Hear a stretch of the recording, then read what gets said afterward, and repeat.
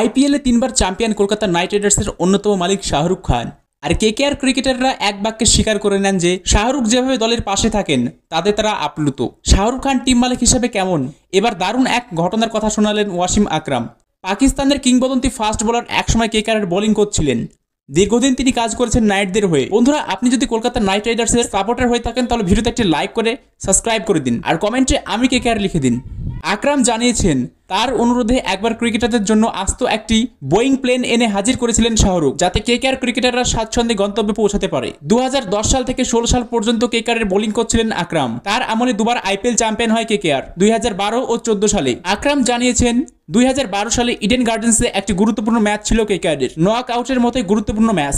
তার আগে অন্য শহরে খেলতে গিয়েছিলেন কেকেআর। আকরাম জানিয়েছেন পূর্ব নির্ধারিত বিমানে কলকাতায় ফিরলে ম্যাচের আগের দিন সন্ধ্যায় শহরে পৌঁছাতেন গৌতম গম্ভীর সহ দলের সমস্ত ক্রিকেটাররা। তা নিয়েই চিন্তায় ছিলেন আকরাম, কারণ ম্যাচের আগের দিন বিমান যাত্রার ধকল সামলাতে সমস্যায় পড়বে দল, মনে হয়েছিল আকরামের। কিংবদন্তি পাক পেসার তখন শাহরুখকে অনুরোধ জানান যদি ক্রিকেটারদের জন্য একটি ব্যক্তিগত বিমানের বন্দোবস্ত করা যায় তাহলে একদিন আগেই কলকাতায় পৌঁছে যাবেন ক্রিকেটাররা। একদিন বিশ্রাম নিয়ে তরতাজা হয়ে তারা মাঠে নামতে পারবেন। আকরামকে আশ্বাস দেন শাহরুখ। তারপরেই একটি বোয়িং বিমান ভাড়া করে নিয়ে চলে আসেন ক্রিকেটারদের জন্য মাত্র 1 ঘন্টার মধ্যে। সেবার আইপিএল চ্যাম্পিয়ন হয়েছিল কেকেআর, ফাইনালে মহেন্দ্র সিং ধোনির চেন্নাই সুপার কিংসকে হারিয়ে। আজকের ভিডিও এই পর্যন্তই, দেখা হচ্ছে পরের ভিডিওতে। ততক্ষণ ভালো থাকবেন, সুস্থ থাকবেন।